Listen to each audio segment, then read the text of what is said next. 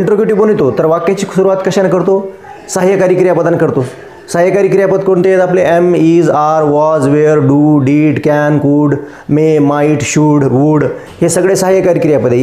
याने जर वाक्याची सुरुवात झाली तर आपण त्याला काय म्हणतो? इंट्रोगेटिव्ह सेंटेन्स म्हणतो. मग आपण इथं कशाने सुरुवात केली? वाक्याची सुरुवात वॉजने केली आणि त्याच्यामध्ये काय ॲड केलं? नॉट केला. म्हणजे आपण काय म्हणलो? दिलेलं वाक्य होकारार्थी होतं तर त्याचं उत्तर काय झालं? नकार अर्थी. आणि शेवटी काय द्यायचं आहे? आठवणीनं प्रश्न चिन्ह द्यायचं. Was he not guilty. आता या ठिकाणी काय? ही वॉज गिल्टी म्हणजे तो दोषी होता. मग आपण त्याचं विचारलं तो दोषी नव्हता का? म्हणजे तो दोषी होता म्हणजे तो दोषी नव्हता का असं विचारलं. म्हणजे हे काय आहे? याला म्हणतात आपण रेटॉरिकल क्वेश्चन म्हणतो. रेटॉरिकल क्वेश्चन म्हणजे त्याला मराठीमध्ये आपण गर्भित प्रश्न म्हणतो. त्यामध्ये उत्तर देणं अपेक्षित नसतं, प्रश्न स्वतःमध्ये एक उत्तर असतं. ही वॉज गिल्टी असं म्हणण्याऐवजी आपण असंच म्हणू शकतो, वॉज ही नॉट गिल्टी. तो काय दोषी नव्हता का? म्हणजे तो दोषी होता. कळालं का? मग याला तुम्ही असंही लिहू शकतात किंवा या वाक्याला तुम्ही कशा प्रकारे लिहू शकता?